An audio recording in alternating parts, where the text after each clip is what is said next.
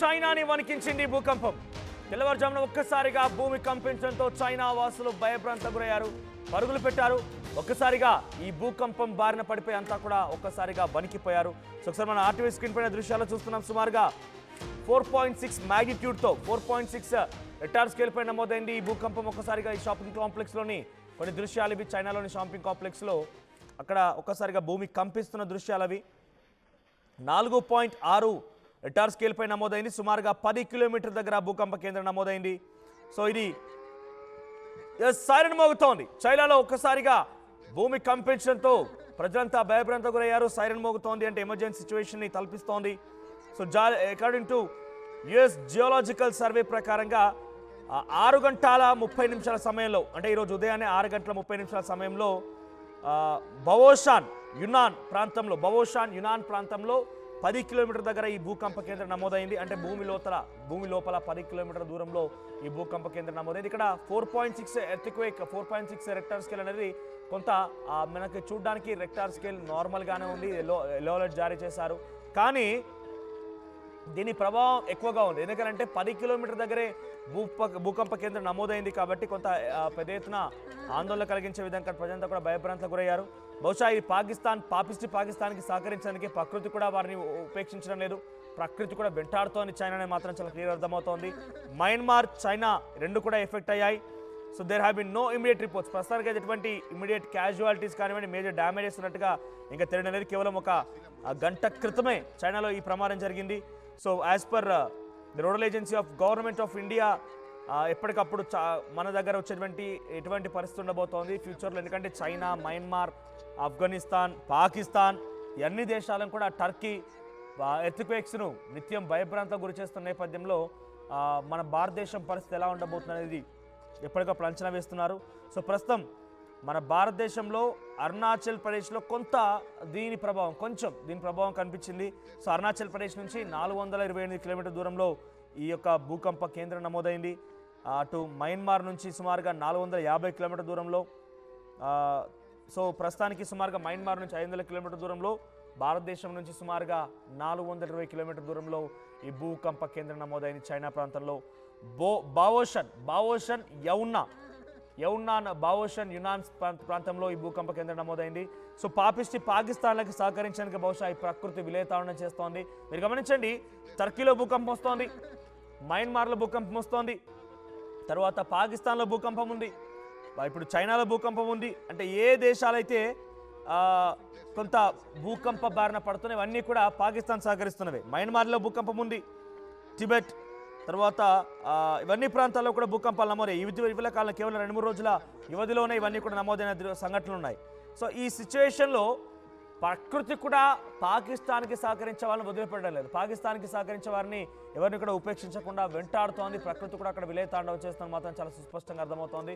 ఏదేమైనా ఈ ప్రాంతంలో యునాన్ ప్రావిన్స్లో ఈ భూకంపం నమోదవడం ఒక్కసారిగా ప్రజలను భయభ్రాంతకు గురి చేసింది. తెల్లవారుజామున 6 గంటల 30 నిమిషాల సమయంలో ఈ భూమి కంపించింది. ప్రజలంతా ఒక్కసారి రోడ్లు ఎక్కారు, పరుగులు తీశారు. ఏం జరుగుతుందో తేలుకునే లోపే ఒక్కసారిగా భూకంపం వచ్చి అలా వెళ్ళిపోయింది. 4.6గా నమోదైంది ఇది. దీనికి సంబంధించి మరిన్ని అప్డేట్స్ మా ప్రతినిధి మధు అందిస్తారు. సో వరుసగా చైనా, అటు టర్కీ, పాకిస్తాన్, ఆఫ్ఘనిస్తాన్, మయన్మార్ లాంటి ప్రాంతాల్లో భూకంపాలు బెంబేలెత్తిస్తున్నాయి. ఈ నేపథ్యంలోనే మన ఇండియన్ సంబంధించినటువంటి ఈ ఆర్కియాలజిస్ట్ డిపార్ట్మెంట్ కూడా పెద్ద ఎత్తున దానికి సంబంధించి ఎటువంటి సిచ్యువేషన్ ఉండబోతుందో అంచనా వేస్తున్నారు. కానీ చైనాలో భూకంపం ఎటువంటి నష్టాన్ని చేకూర్చింది, అక్కడ ఎటువంటి విధంగా ప్రాణ నష్టం వాటిల్లింది? అంటే వరుసగా భూకంపం కేంద్రాలతో సతమతం అవుతా ఉంది చైనా. 2025లోనే భూకంపం రావడం ఇది 3వసారి చైనాలో. సో ఈ రోజు కూడా ఉదయం 6 గంటల 30 నిమిషాలకు 4.6 తీవ్రతతో భూకంపం వచ్చినట్టుగా గుర్తించారు. సంబంధించి అధికారులు అప్రమత్తమయ్యారు. ప్రజలంతా రోడ్ల మీద పరుగులు పెడుతున్నటువంటి రిజల్ట్స్ చూడొచ్చు సీసీటీవీ కెమెరాల్లో కానీ. ఇవన్నీ కూడా భయపరాంతలకు గురయ్యారు. ఎందుకంటే దాదాపు 4.6 తీవ్రత అంటే చాలా పెద్ద తీవ్రత. ఎంత మేర నష్టం ఉందో తెలియదు. ఈ భూకంప కేంద్రం అనేటువంటిది లోపల 10 కిలోమీటర్ల లోతులో అది భూకంప తీవ్రత ప్రారంభమైనట్టుగా ప్రస్తుతానికి గుర్తించారు.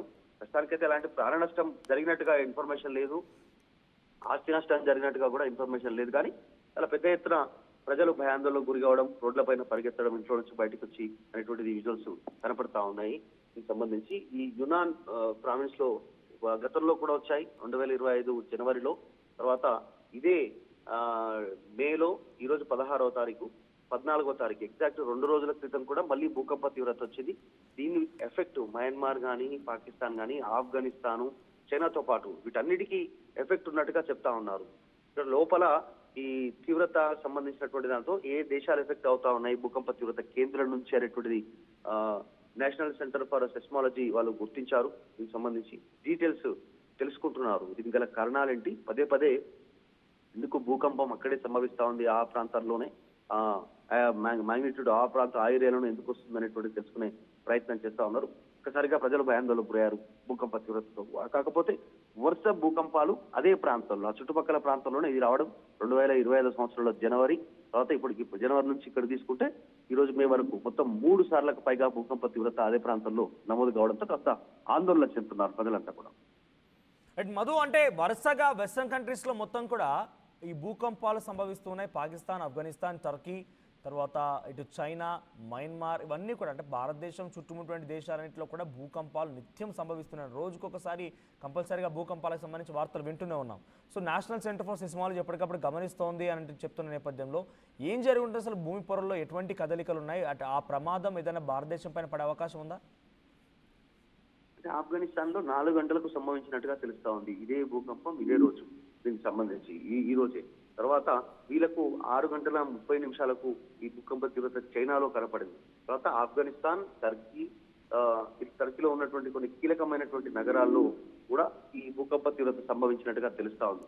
దీంట్లో అంటే డీటెయిల్స్ ఇంకా 120 కిలోమీటర్ల లోతులోనేమో ఆఫ్ఘనిస్తాన్, టర్కీలో కనబడ్డట్టుగా తెలుస్తా ఉంది.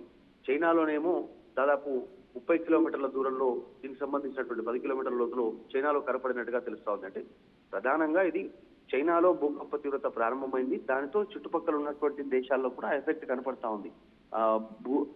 భూటాన్, తర్వాత మయన్మార్, పాకిస్తాన్, ఆఫ్ఘనిస్తాన్, టర్కీ, ఈ దేశాల్లో కూడా దీని తీవ్రత కనిపించింది. దీనికి సంబంధించి పూర్తి స్థాయిలో డీటెయిల్స్ కోసం చూస్తా ఉన్నారు.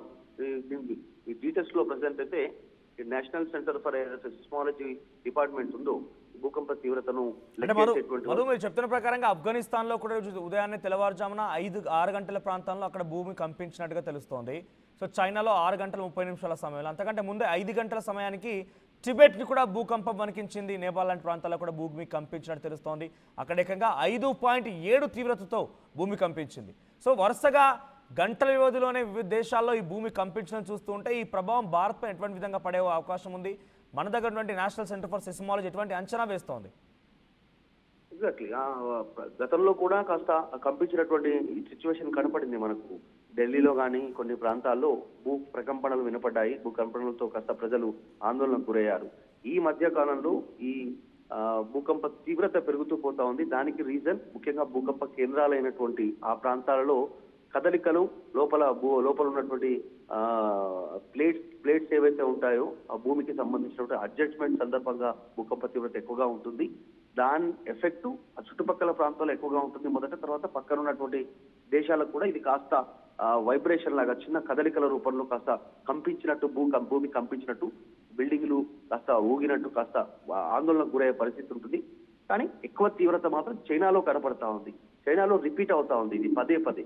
దానికి గల కారణాలను తెలుసుకునే ప్రయత్నం చేస్తా ఉన్నారు. రైట్ మధు. సో వరుసగా భూమి కంపిస్తోంది.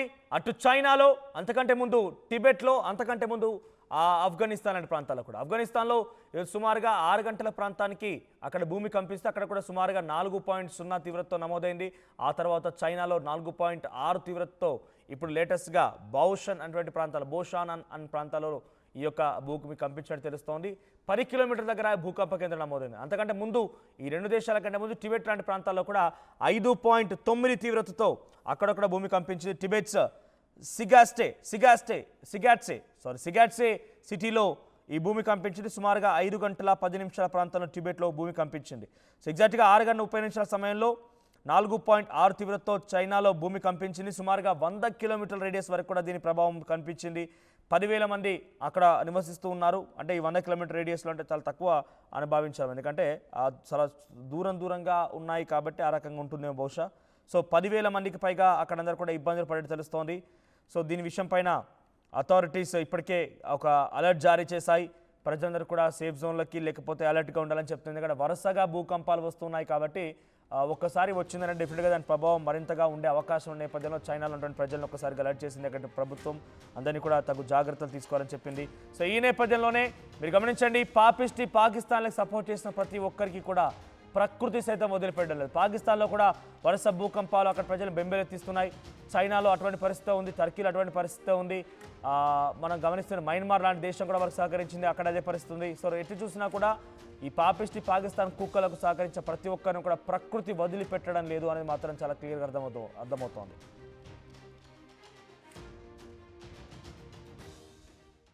ప్రపంచంలో ఏ మూల ఏ క్షణం ఏం జరుగుతుందో వేగంగా తెలుసుకోవడానికి తొలి వెలుగు వాట్సాప్ ఛానల్ని ఫాలో చేయండి.